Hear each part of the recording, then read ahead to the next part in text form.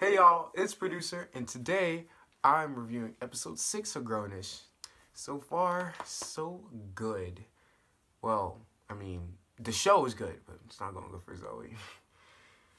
This episode is called Cashin Out, and it's pretty obvious what it's about just by telling you that.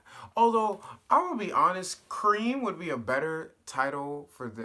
Cream would have been a better title for this because Cashin Out is a little revealing. Because Cash was very involved in the episode. Let's go over it. First of all, she gave the V card to him. Okay. Second of all, she loves him. Okay. Third of all, what did I write? She got proposed. She got proposed to him. Fourth of all, she considered leaving with him. We gonna drag her for that later.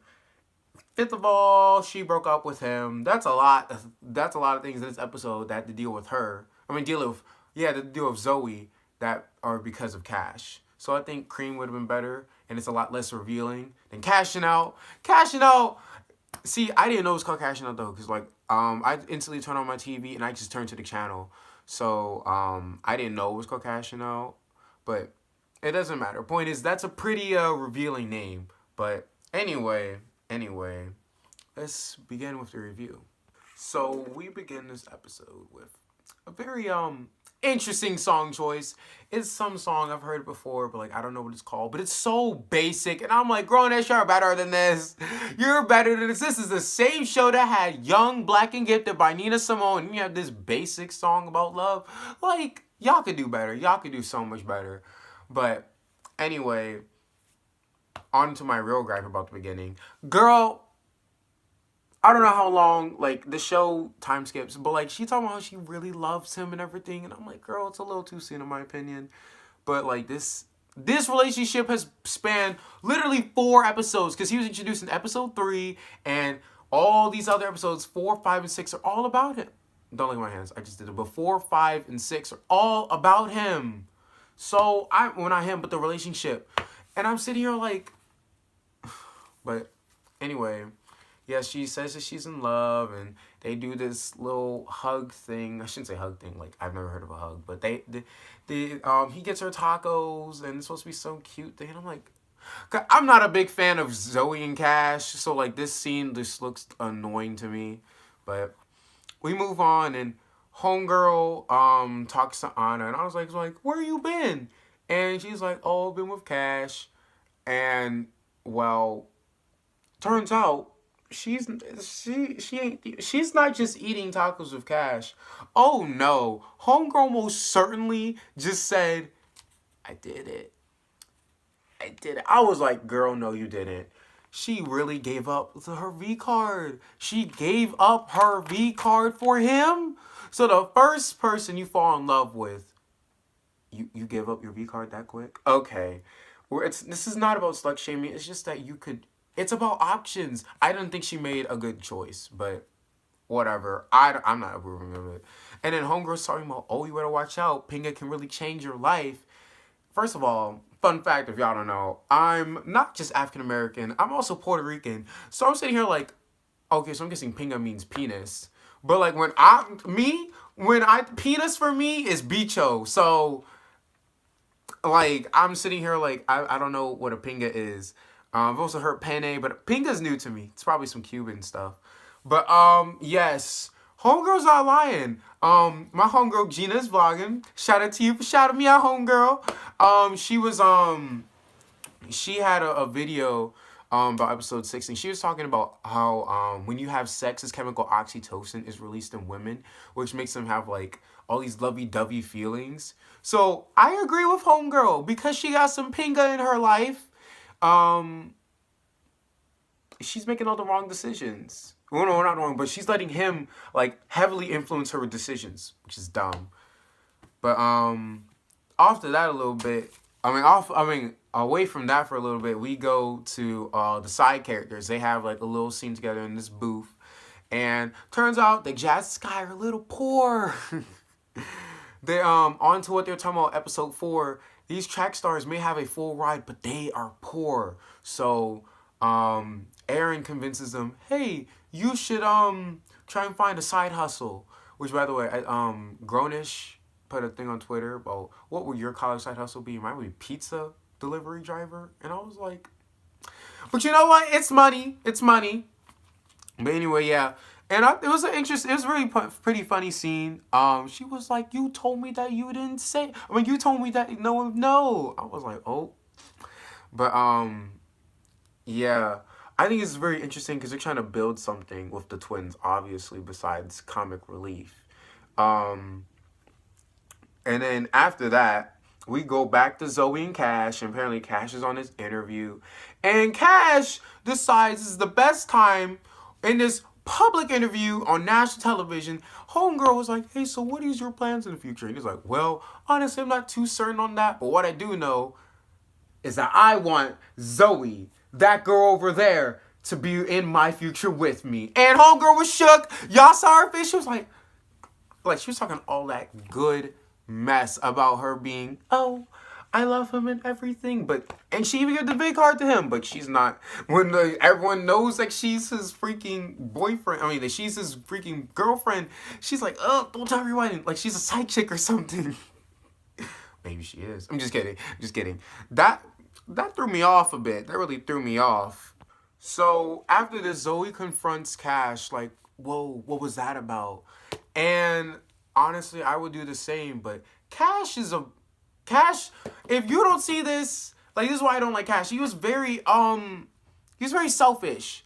He was like, oh, I just thought you'd be my Isha to my Stefan.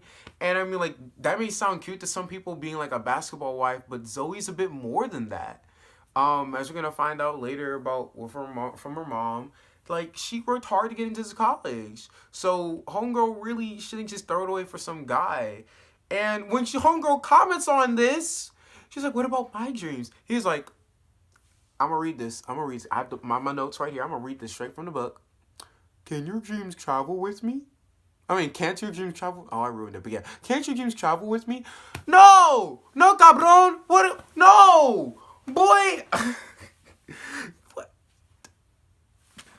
Homegirl's trying to be a fashion designer. It's not easy doing that when you're constantly moving with your man, because you are not, like, her dreams are not a part of her. Her dreams is a supplement because her primary thing is him. And she has to follow her dreams on the side, and that can be done right because she's with you. I was like, Cash, you selfish. So homegirl talks about this to her friends at the Titanium, I think. And they give her a variety of answers. Vivek and Anna, I think, both collectively said, this is something you must commit to. Like, are you sure you even want to go, like, in 6 months? Do you still even like him? Which is a very good question. Like, after that Pinga, that beach show wore off of you, homegirl, you still like him? And then she asked Nomi for her help, and Nomi lashes off. I don't got any pictures of this, but I hope you guys remember this. So at the end of episode 4, Nomi sent a text to homegirl about Dave that we find out. It's in episode 5, we find out that it's about Dave. And she also sends text in the beginning of this episode too.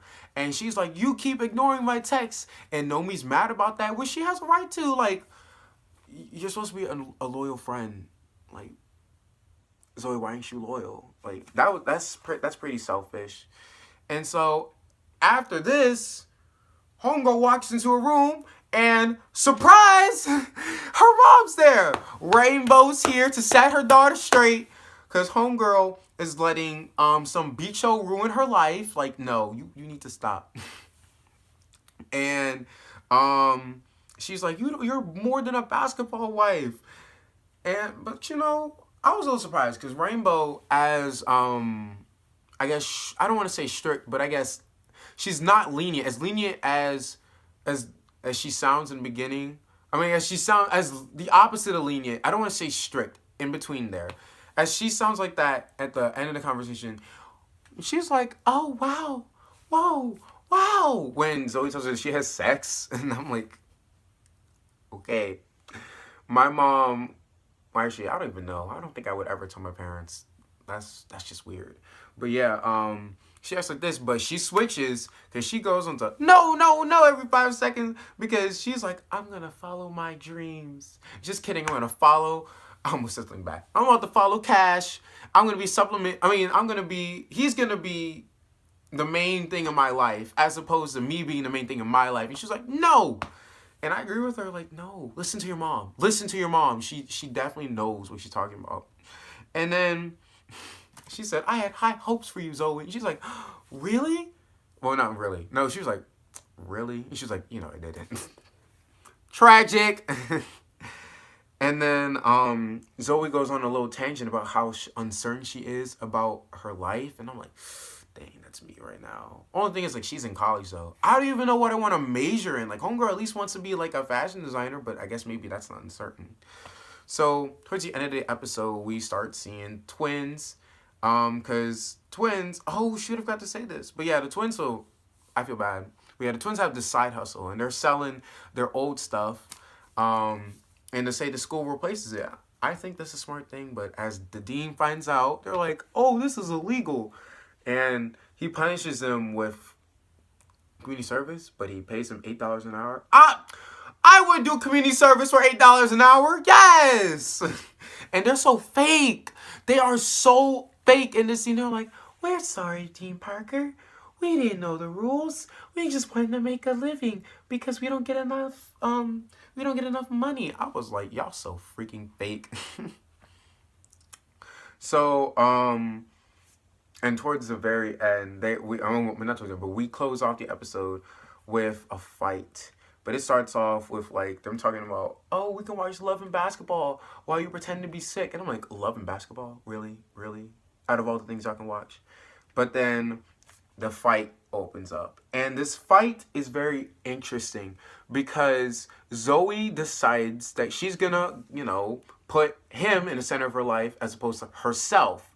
So she's ready to be his I guess purse doesn't work, but, like, point is, he's just ready to be there for him. A true ride or die that really doesn't give too much. Doesn't really care too much about their own life. But it goes down from there. So, like I said, Homegirl said that she's gonna be a ride or die. But he is like, oh, really? Like, there's a lot of issues with that. Like, I travel a lot. Like, coach is telling me to focus on my game anyway, not girl. And she started catching that he doesn't even sound too solid on his future. And then so, it doesn't matter because, like, you're 100% sure of what you want, right? He's like, well, this thing is, and she was so upset, and I would be too. She was so ready to give up her entire life for him. And he's not even sure if he wants that. Like, and then, like she said, like, he pretty much proposed to her on national television. So she felt obliged to do this, and he's not even gonna follow through with the proposal. Like, he put her in a really tough spot, and now he's really putting her in an even more tough spot by even, like, suggesting the fact that he's not even certain on what he wants. So she has every right to be mad, in my opinion. But yeah, after the fight is over, homegirl starts crying, and apparently when Nomi comes in, it's revealed that it's not just a fight, that they broke up.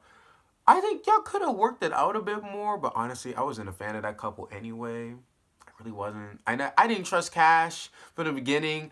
I thought, like, from episode 4, if you're gonna really let a person like Zoey spend all that time teaching you all this type of stuff, and then you're gonna waste it by having some guy take your test for you, then you really, like, if you have the audacity to do that, then you probably have the audacity to do something dumb. I thought he was gonna be a cheater, but no, he was loyal. He just doesn't know what he wants. So that's the ending of that. But yeah, like I said, Nomi comes in, and she pretty much forgives homegirl for being rude. I wouldn't forgiven her as easy, but it's not a bad thing she did it.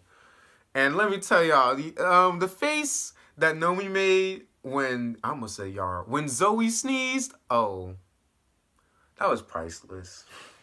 So yeah, I think this episode was a very interesting episode.